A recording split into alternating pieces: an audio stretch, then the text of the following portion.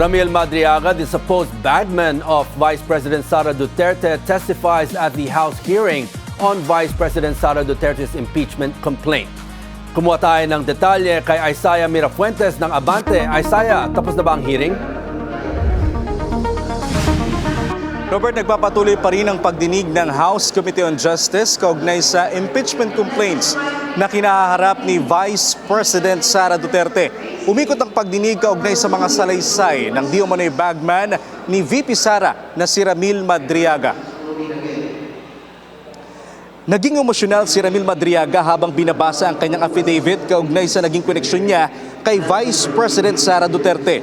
Mariin niyang pinasisinungalingan ng mga sinabi ni VP Sara at pinatunayan niya na kilala niya at kilala siya ng bise. Kabilang sa laman ng affidavit ay ang naging pag-uusap nila ni former President Rodrigo Duterte na si Bongbong Marcos sa Sara Duterte ang tatakbo noong 2022 at may kasunduan raw na sa taong 2025 ay kusang bababa si PBBM sa kanyang pwesto para pumalit ang bise. Nagpakita rin siya ng mga larawan at videos na magpapatunay na makailang beses niyang nakasama si VP Sara at ang tawag raw sa kanya ng bise ay Seram.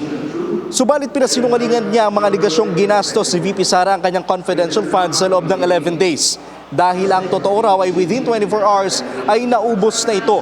Nagpakita rin siya ng ilang mga videos at larawan sa hearing, kabilang na ang birthday greetings ni VP Sara sa kanya.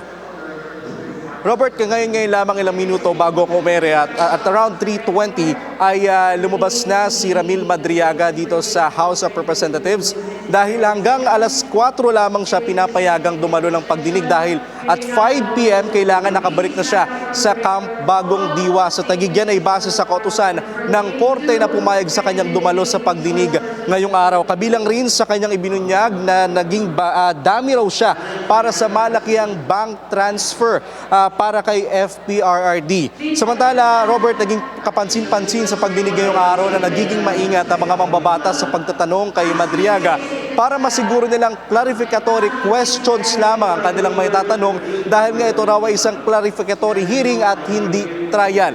Ngayon naman, inaabangan natin na ang pagsasalita ng isa sa mga legal counsel ni VP Sara na si Attorney Michael Powa. Balik muna sa inyo, Robert. Maraming salamat sa update, Isaiah Mirafuentes.